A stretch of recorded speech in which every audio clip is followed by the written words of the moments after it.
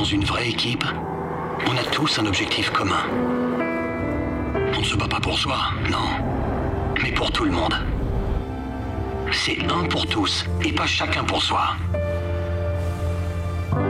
Chacun a un rôle à jouer, une responsabilité. On doit pouvoir compter sur les autres, comme les autres doivent pouvoir compter sur nous. Dans une équipe, on ne lâche personne. Et personne ne lâche. C'est ça, une vraie équipe. Une équipe de 11 millions. Tous ensemble, pour vaincre le coronavirus. Om 11 uur start de persconferentie over het coronavirus. Een echte ploeg. Dat die samen voor hetzelfde doel gaan. Je vecht niet voor jezelf, maar voor elkaar. In een ploeg kan iedereen op je rekenen en jij op iedereen. Iedereen heeft een rol. Iedereen een verantwoordelijkheid. In een ploeg laat je elkaar nooit vallen. Want dat is een echte ploeg. Je laat elkaar niet los. Zeker niet wanneer het moeilijk gaat. En wij zijn zo'n ploeg. Eén ploeg van 11 miljoen. Allemaal samen kunnen we het coronavirus.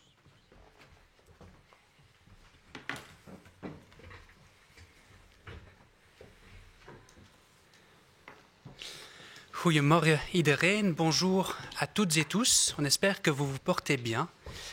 On va commencer ce moment d'information avec vous en voyant quelle est l'évolution des chiffres. Et donc ça va être le docteur Van Atem qui va débuter aujourd'hui.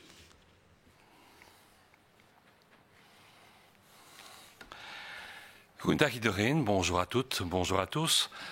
Alors vous avez tous vu que dehors il fait beau et que le climat est assez agréable actuellement. Cependant, au point de vue d'épidémie, nous sommes toujours dans une zone orageuse et nous ne savons pas encore exactement quand le ciel va s'éclaircir. Les contaminations, vous l'avez aperçu, augmentent toujours, mais heureusement, pour l'instant, à un rythme qui semble se ralentir.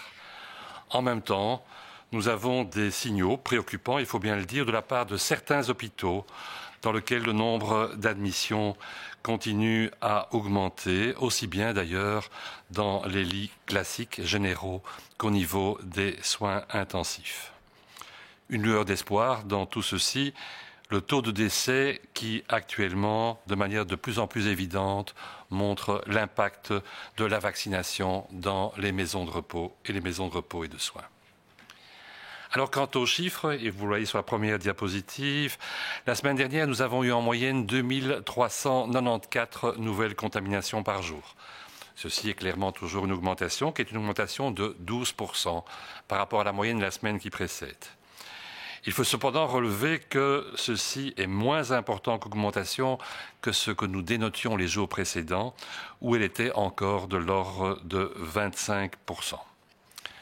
Cette augmentation est présente, et on le voit très bien sur la carte ici, dans pratiquement toutes les régions du pays, à part deux provinces, le Limbourg et le Luxembourg, où vous le voyez, il y a respectivement moins 7 et moins 3% du nombre de contaminations. On voit aussi que cette contamination est plus marquée dans certaines provinces, comme le Hainaut par exemple, ou le Brabant wallon.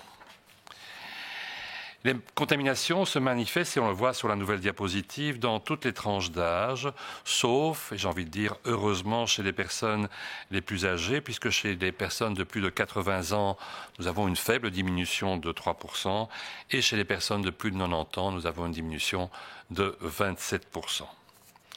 Si la plus forte augmentation est remarquée chez les adolescents, en pourcentage, c'est 34%.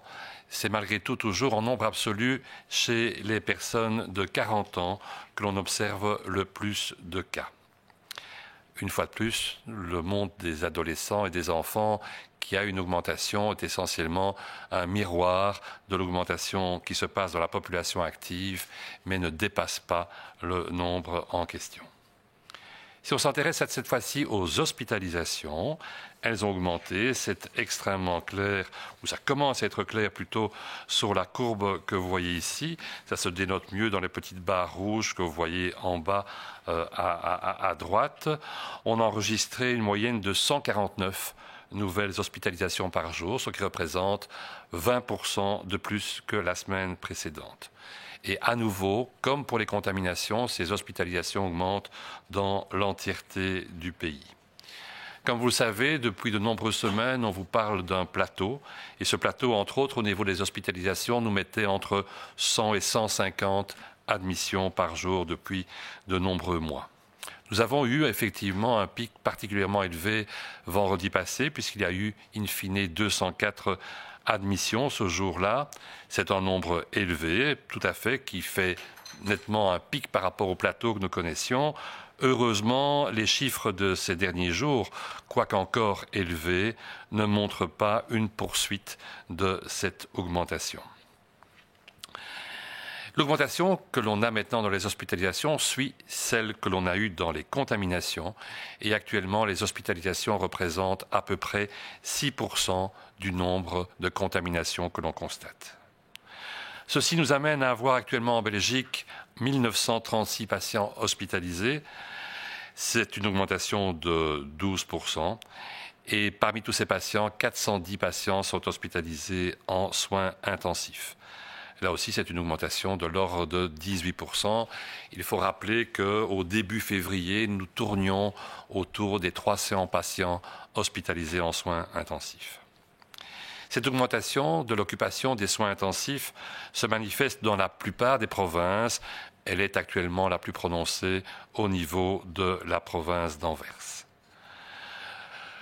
Il y a toute une discussion concernant l'occupation des soins intensifs par rapport à l'occupation des lits généraux. Le rapport actuel des patients aux soins intensifs par rapport à ceux qui sont dans les lits généraux a effectivement légèrement augmenté dans le courant du mois de février, plus d'ailleurs pendant une période courte, et elle est passée globalement de 18 à 21%.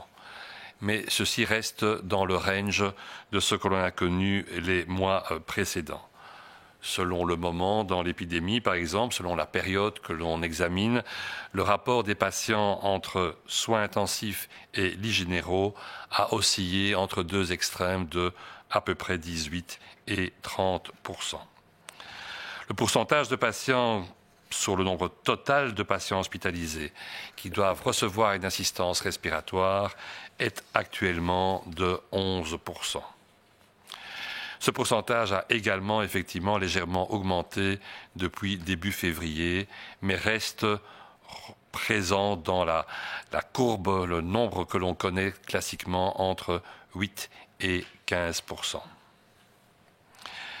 La pression sur les hôpitaux a toutefois clairement augmenté à un moment où il reste encore un certain nombre de soins non liés au Covid à rattraper, et donc dans lequel il faut qu'il n'y ait pas d'impact persistant sur ces soins qui avaient déjà été retardés de plusieurs semaines et souvent de plusieurs mois. Si on s'intéresse aux données de mobilité, on se rend compte, je dirais malheureusement, que les gens se déplacent de nouveau plus, non seulement pour leurs loisirs, ce qui est peut-être moins grave, mais surtout pour leur travail. Et ce qui entraîne donc inévitablement, si on se déplace, une augmentation du nombre de contacts et par définition des risques d'établissement de chaînes de transmission. Contrairement aux vacances d'automne et de Noël, les vacances de carnaval ont à peine entraîné une baisse de la mobilité. Et si vous regardez la courbe assez complexe qui est présente devant vous, vous voyez monter sur la ligne grise de manière très nette les déplacements pendant les vacances vers les parcs, bois et vers la côte. Il a fait beau et c'est quelque chose qui est une situation qui n'est guère problématique puisqu'on peut espérer qu'avec un minimum de précautions, les transmissions ne se passent pas dans ce genre de circonstances, parcs et bois entre autres. Mais malheureusement, on a deux lignes qui sont moins enthousiasmantes. La première d'entre elles, c'est la ligne verte que vous voyez au-dessus de la barre qui coupe en deux la diapositive et vous vous rendez compte effectivement que les gens restent moins chez eux. Ils restent moins chez eux, environ 5% de moins. On passe de 14% à 9%.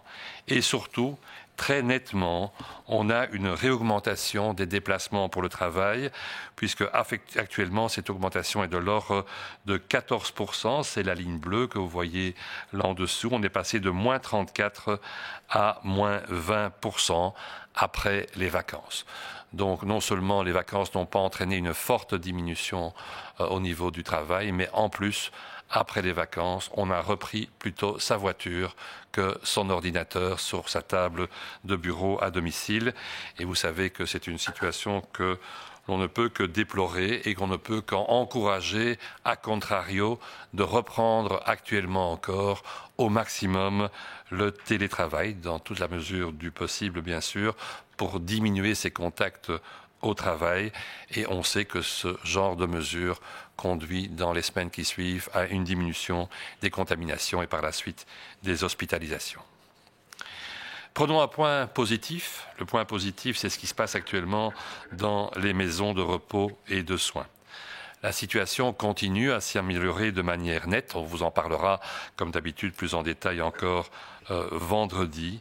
Il y a toujours moins de résidents qui doivent être hospitalisés et de résidents qui décèdent du Covid. Ceci, très clairement, fait parallèle à la campagne de vaccination qui se termine en Wallonie et qui est terminée à Bruxelles dans les maisons de repos. Dans les hôpitaux actuellement, et vous voyez l'évolution du pourcentage, on est parti au niveau de fin 2020 d'un pourcentage de 19,2% de patients hospitalisés venant des maisons de repos et de soins, pour diminuer ainsi progressivement. Et vous voyez deux barres verticales, le début de la première dose de vaccin et le début de la deuxième dose de vaccin, qui vous montrent une diminution extrêmement drastique, essentiellement d'ailleurs après la deuxième dose de vaccination, pour arriver maintenant à un taux d'hospitalisation de 5% de patients venant des maisons de repos par rapport au total des hospitalisations. Très clairement, nous avons là une cassure qui concorde avec le suivi immédiat dans la semaine ou les 10 jours de la deuxième dose de vaccination dans ces institutions. En parallèle avec ces bonnes nouvelles concernant les hospitalisations, des nouvelles aussi qui vont dans un sens favorable concernant les décès. Les décès poursuivent leur diminution. En moyenne, nous avons eu à déplorer un total de 23 décès par jour, soit un bon tiers, 36% de moins que la semaine précédente. Et il faut vraiment noter que cette diminution est essentiellement liée à la diminution des décès dans les maisons de repos et de soins, où ces décès ont diminué de 2 tiers, donc de 68%. C'est extrêmement frappant. Chez les personnes qui ne séjournent pas en maison de repos et de soins ou dans d'autres institutions, ce taux de décès est resté relativement constant. Par ailleurs, nous constatons aussi une diminution drastique des décès chez les personnes les plus âgées.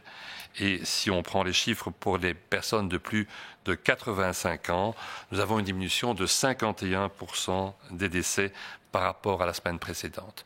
Si on prend une tranche d'âge un peu plus jeune, entre 75 et 84 ans, on a encore une diminution de 32% des décès, alors que chez les tranches d'âge plus jeunes, on n'a pas de modification. Ceci est donc un élément particulièrement encourageant quant à l'impact qu'a déjà eu et qu'aura dans les semaines et les mois qui viennent la continuation de la campagne de vaccination dans les populations âgées et dans les populations à risque. Merci pour votre attention.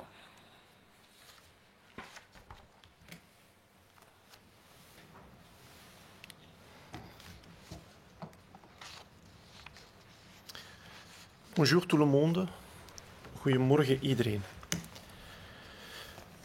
We bevinden ons momenteel in onrustig vaarwater.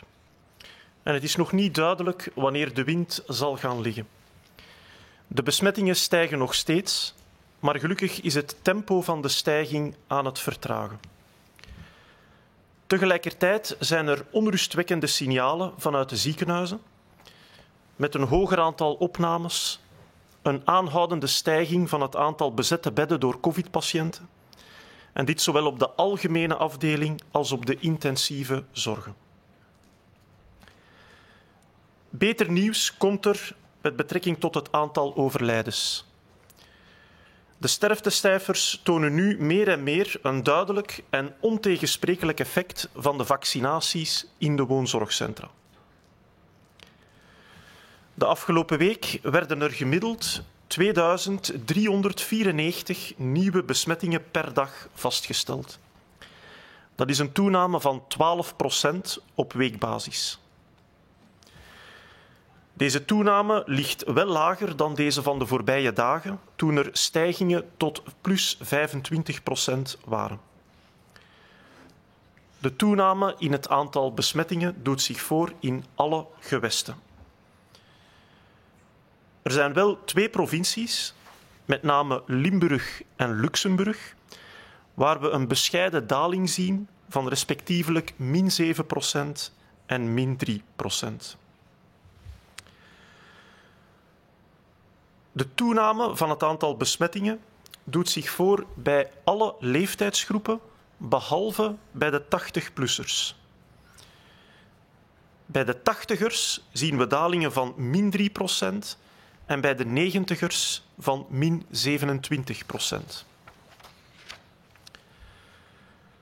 De snelste toename van het aantal besmettingen vindt nu plaats bij de tieners met plus 34%. Maar het blijven weliswaar de 40ers waar de meeste nieuwe besmettingen worden vastgesteld. Het aantal besmettingen bij tieners volgt daarmee de trend van de actieve bevolking, maar overstijgt deze niet. De nieuwe ziekenhuisopnames zijn de afgelopen week opvallend gestegen. Verleden week waren er gemiddeld 149 nieuwe ziekenhuisopnames per dag. Dat is 20% meer dan de week ervoor. En deze toename doet zich voor over het hele land. De voorbije maanden hebben we een plateau gekend van 100 tot 150 opnames per dag. Maar verleden week vrijdag was er een piek van 204 opnames op 1 dag. Dat is een opvallend hoog aantal. En we lijken daarmee het plateau van de voorbije maanden te doorbreken. De stijging van de ziekenhuisopnames volgt de stijgende besmettingscijfers en bedraagt nog steeds zo'n 6% van het aantal vastgestelde besmettingen. In totaal liggen er nu 1936 COVID-patiënten in de Belgische ziekenhuizen. Dat is een verdere toename van 12%. 410 patiënten liggen op intensieve zorgen en dat is een verdere toename van 18% op weekbasis. Ter herinnering, begin februari lagen er nog zo'n 300 patiënten op intensieve zorgen. We zijn dus ondertussen op enkele weken tijd hebben we dus een stijging met meer dan 1/3 van het aantal patiënten op intensieve zorgen. Deze toename van patiënten in intensieve zorgen doet zich eveneens voor in de meeste provincies en is momenteel het meest uitgesproken in de provincie Antwerpen. De verhouding patiënten op intensieve zorgen versus algemene bedden is in de loop van februari licht gestegen van 18 tot 21%, zoals u op deze figuur kan zien. Deze verhouding blijft echter wel nog binnen de typische grenzen van de voorbije maanden. Afhankelijk van de periode van de epidemie schommelde de verhouding patiënten op intensieve zorgen versus algemene bedden tussen de 18 tot 30%. Het percentage patiënten dat beademd moet worden met een machine bedraagt momenteel zo'n 11% van het totaal aantal patiënten in het ziekenhuis. Ook dit percentage is licht gestegen sinds begin februari, maar bevindt zich nog steeds aan de lage kant in vergelijking met de voorbije maanden. Het percentage beademde patiënten heeft altijd geschommeld tussen de 18 tot 15% van het totaal aantal patiënten. Dit neemt echter niet weg dat de belasting van de ziekenhuizen opnieuw duidelijk en significant gestegen is. En dit op een moment dat er nog veel niet-covid-zorg moet ingehaald worden. Uit mobiliteitsgegevens blijkt dat mensen zich opnieuw meer verplaatsen, zowel voor het werk als de vrije tijd. En uit verschillende enquêtes blijkt ook dat het aantal contacten tussen mensen is toegenomen. En beide fenomenen kunnen de stijging in het aantal besmettingen ook verklaren. Op deze figuur ziet u een overzicht van de mobiliteit van mensen de voorbije weken en maanden. De grijze lijn kent recent een felle stijging. Dit toont het aantal verplaatsingen weer voor vrije tijd, verplaatsingen naar parken, bossen, kusten. Dat heeft te maken met het goede weer. Veel mensen die uitstappen hebben gemaakt naar het bos of naar de kust of een park. Op zich is dat geen probleem. We kunnen dat met weinig risico doen, zolang dat we drukte vermijden, zolang dat we proberen afstand te houden van elkaar en ons vooral bewegen binnen onze kleine bubbel. De groene lijn toont het percentage van de tijd weer dat we meer dan dat we thuis blijven bovenop het normaal aantal uren dat we thuis blijven buiten een pandemie. Hier zien we dat het percentage van de tijd dat we thuis blijven ook verminderd is, met een kleine 5% sinds het begin van de krokusvakantie. We zijn verminderd van 14% meer thuisblijven naar 9% meer thuisblijven sinds half februari. De blauwe lijn, de donkerblauwe lijn, toont de verplaatsingen voor het werk. En ook hier zien we dat deze lijn recent is gestegen, gaande van 14%, gestegen met 14%. We verplaatsen ons nu 20% minder dan normaal voor het werk, terwijl dat enkele weken terug nog min 34% was. In tegenstelling tot de herfst- en kerstvakantie heeft de krokusvakantie dus slechts tot een beperkte daling in de mobiliteit geleid. We zouden daarom graag opnieuw een warme oproep willen doen om uw dichte contacten te beperken en maximaal in te zetten op thuiswerk. Dit kan zich snel vertalen in minder besmettingen en minder ziekenhuisopnames. In de woonzorgcentra gaat het gelukkig opvallend beter. Steeds minder bewoners moeten gehospitaliseerd worden en overlijden aan COVID.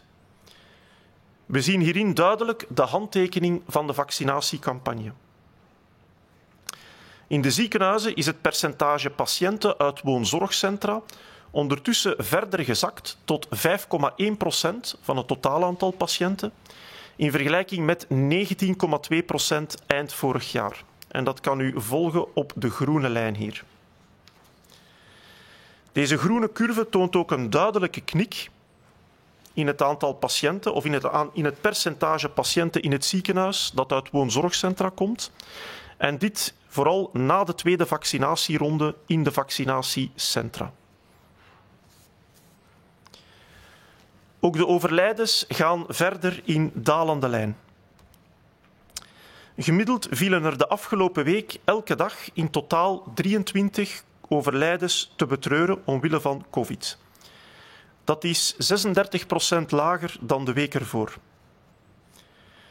Dit hebben we voornamelijk te danken aan de betere situatie in de woonzorgcentra, waar het aantal COVID-overlijdens opnieuw sterk is gedaald met min 68%. Bij mensen die niet in een woonzorgcentrum verblijven of in een andere instelling, is het aantal overlijdens constant gebleven. In lijn hiermee zien we ook de snelste daling bij de 85-plussers, met 51% minder overlijdens dan de week ervoor. Bij de mensen van 75 tot 84 jaar is er een minder uitgesproken daling van min 32%, terwijl het aantal overlijdens bij de jongere leeftijdsgroepen stabiel blijft. Het vaccin toont hiermee zijn kracht, ook bij de meest kwetsbare mensen in onze samenleving. Dank u voor uw aandacht.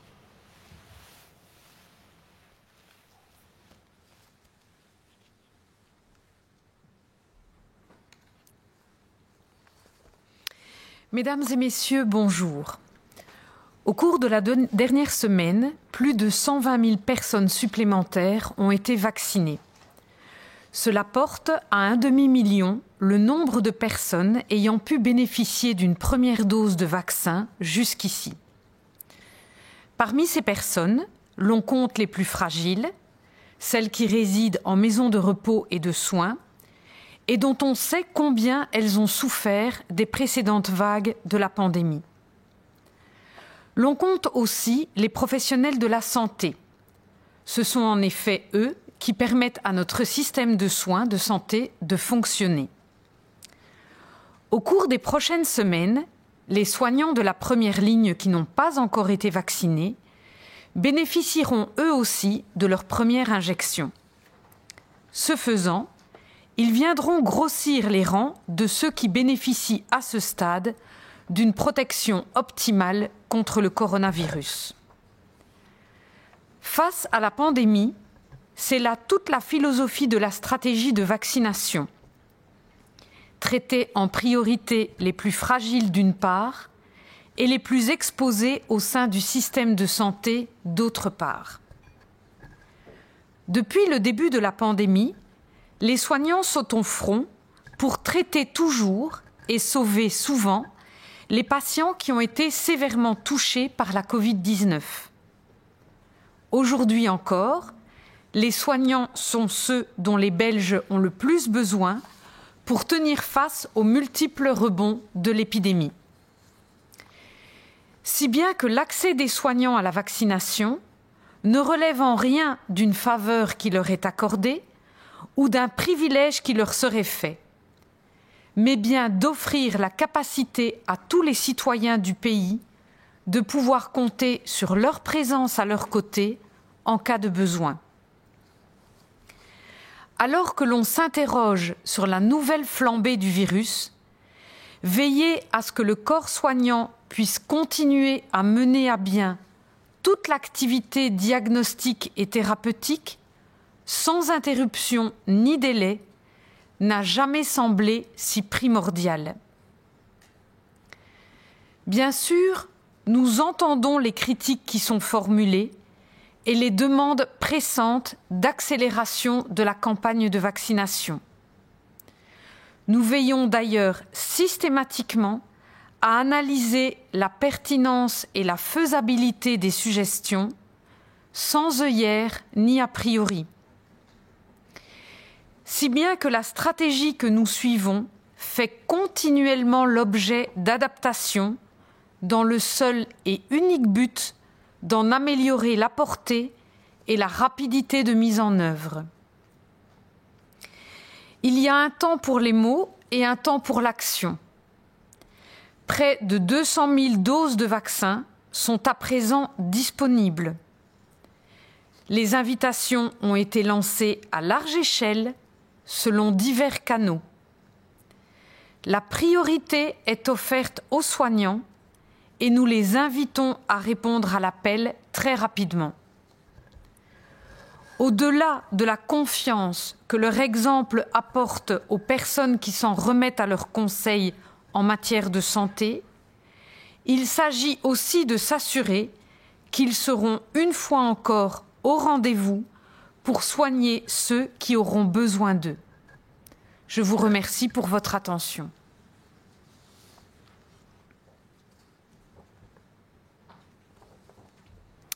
Goedemorgen iedereen. De afgelopen week werden meer dan 120.000 mensen gevaccineerd. Dit brengt het totale aantal dat een eerste dosis toegediend kreeg op 500.000. Deze gevaccineerden zijn vooral de meest kwetsbaren, de bewoners van woonzorgcentra. We weten allemaal hoe ze onder de pandemie hebben geleden. Daarnaast werden er ook zorgverleners gevaccineerd. Zij zijn de pijlers die onze gezondheidszorg draaiende houden. In de komende 3 weken zullen de zorgverleners van de eerste lijn, die nog niet werden gevaccineerd een eerste vaccinatie krijgen. Daarmee voegen ze zich bij degenen die vandaag al optimaal beschermd zijn tegen het coronavirus. Deze hang van zaken weerspiegelt onze vaccinatiestrategie. Het geven van voorrang aan de meest kwetsbaren en aan degenen die het meest aan het virus worden blootgesteld. Sinds het begin van de pandemie staan de zorgverleners in de frontlinie om de patiënten die ernstig ziek zijn door COVID-19 te behandelen en te redden. Vandaag zijn van alle Belgen onze zorgverleners nog steeds degenen die we het meest nodig hebben om het hoofd te blijven binden aan de pandemie. De voorrang die ze bij de vaccinatie krijgen is dus geen gunst, maar een noodzaak. Het zorgt ervoor dat we allemaal een beroep op hen kunnen blijven doen als we hen nodig hebben.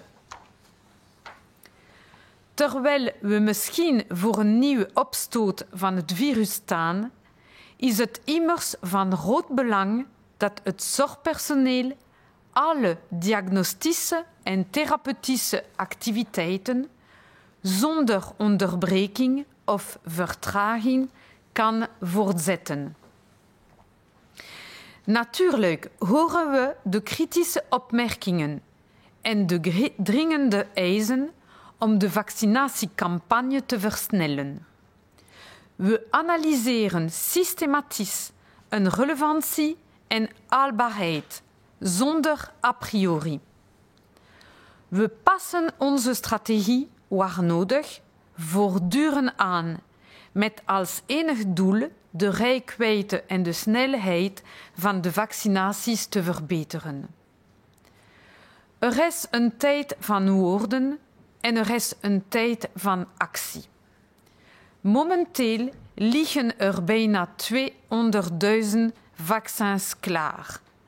De uitnodigingen ervoor zijn uitgestuurd via verschillende kanalen.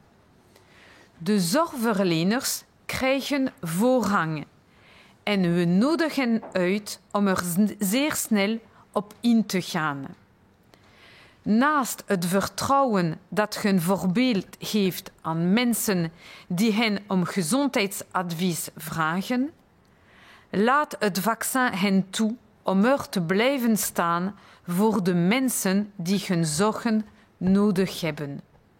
Dank u voor uw aandacht.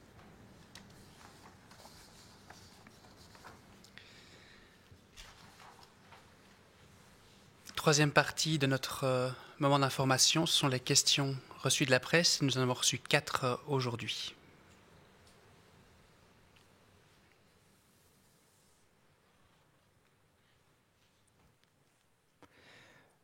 Kan de stijging van de hospitalisaties verklaard worden door de uitbraken in een aantal ziekenhuizen?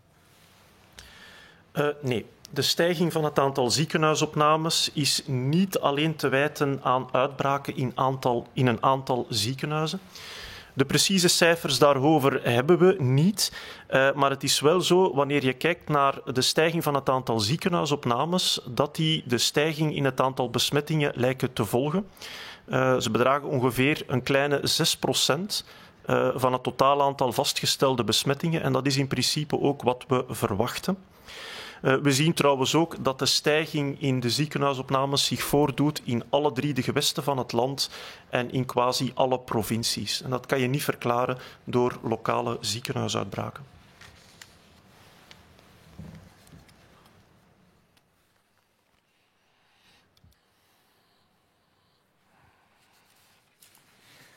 L'augmentation des hospitalisations peut-elle être expliquée par les foyers de contamination détectés au sein de certains hôpitaux?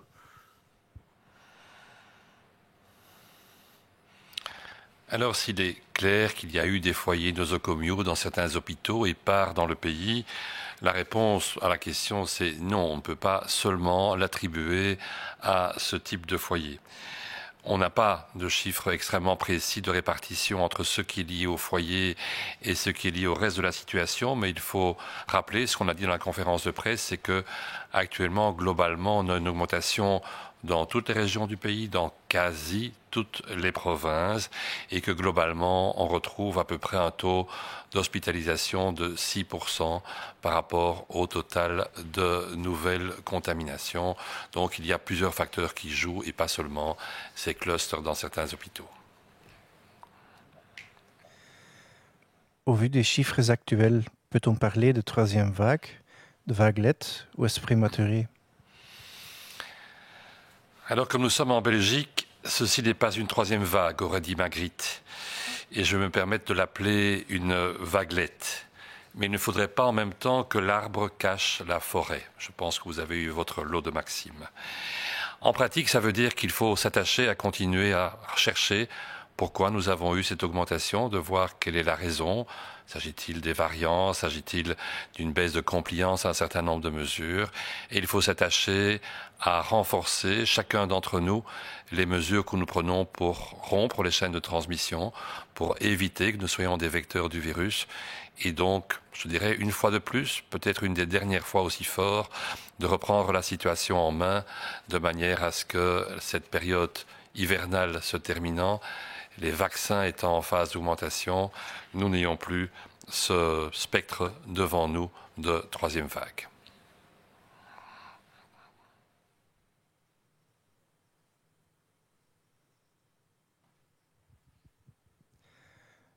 Kunnen we op dit moment al spreken van een derde golf of golfje?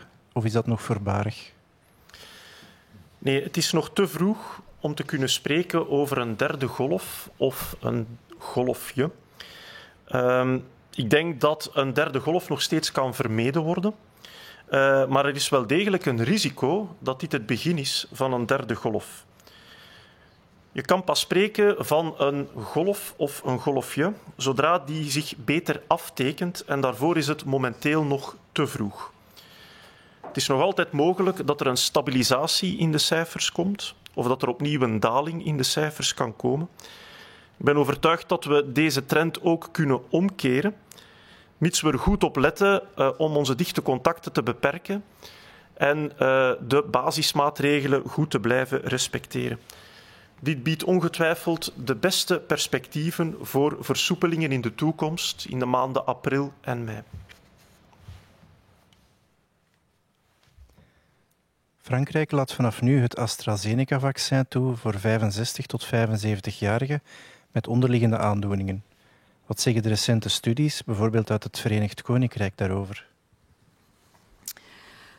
De studie in Engeland, waarvan recent een prepublicatie is verschenen en die momenteel een peer-review ondergaat, heeft alle 70-plussers opgevolgd die 1 of 2 doses van het Pfizer-vaccin of 1 dosis van het AstraZeneca-vaccin hadden gekregen. Dat gaat over meer dan 7 miljoen mensen. De 70-plussers die gevaccineerd zijn vanaf 4 januari hadden een gelijkaardige risico om COVID-19 op te lopen als de niet-gevaccineerde personen. Daarom is er geen analyse gebeurd voor onderliggende aandoeningen. Toediening van een dosis van het vaccin van Pfizer of AstraZeneca werd wel geassocieerd met een significante reductie van het aantal symptomatische COVID-19-gevallen bij ouderen en met een betere bescherming tegen ernstige aandoeningen. De 2 vaccins geven gelijkaardige effecten. Een tweede dosis van het Pfizer-vaccin geeft een bijkomende bescherming tegen symptomatische ziekte. De tweede dosis van het AstraZeneca-vaccin was op het moment van de publicatie nog niet toegediend. De studie die in Schotland is uitgevoerd, geeft gelijkaardige resultaten en leidt tot dezelfde conclusies.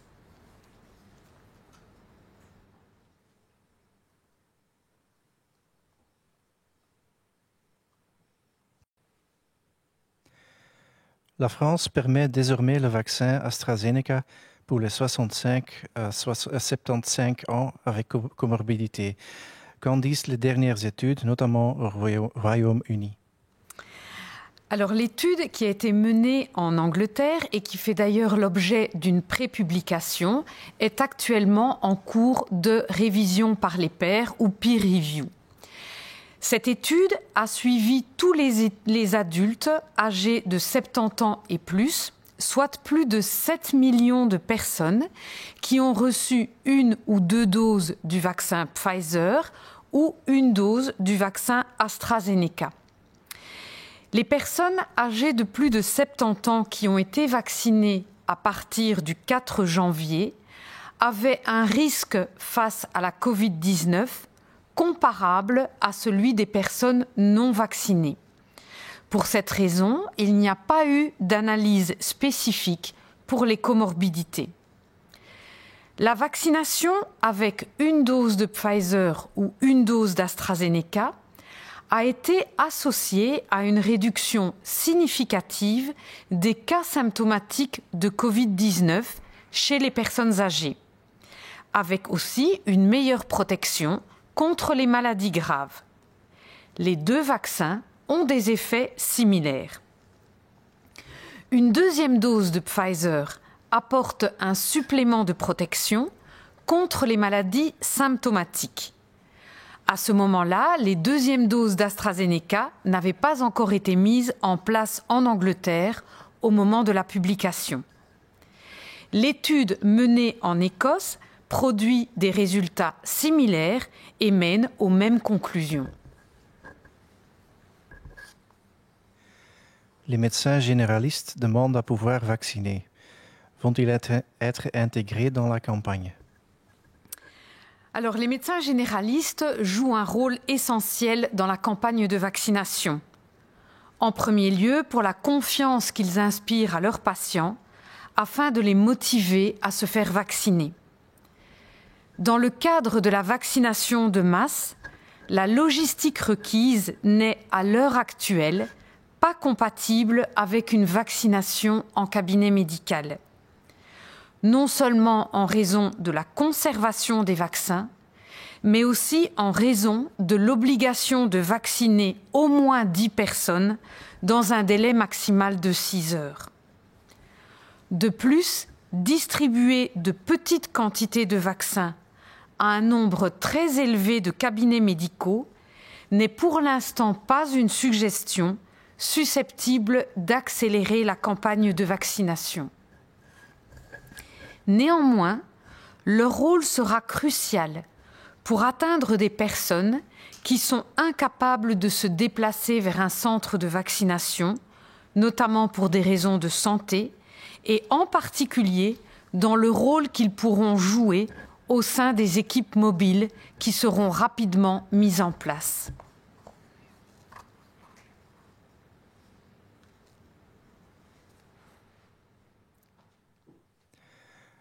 De huisartsen willen zelf beginnen vaccineren.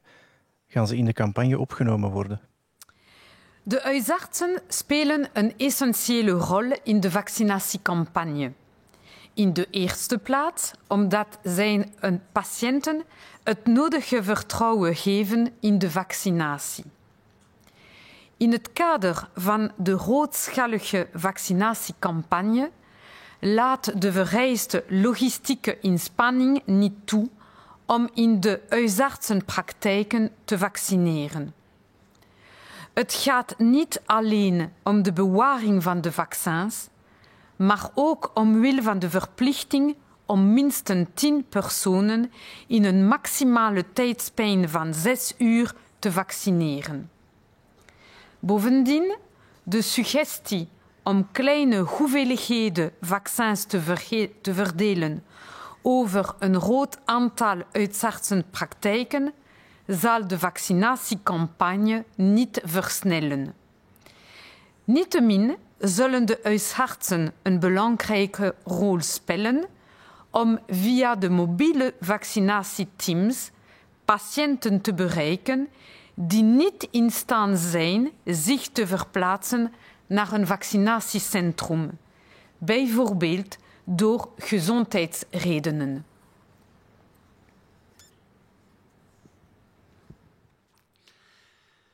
Bedankt voor uw aandacht achter uw scherm.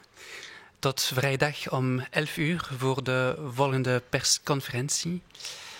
Merci beaucoup pour votre attention et on se retrouve vendredi à 11 h pour la prochaine conférence de presse.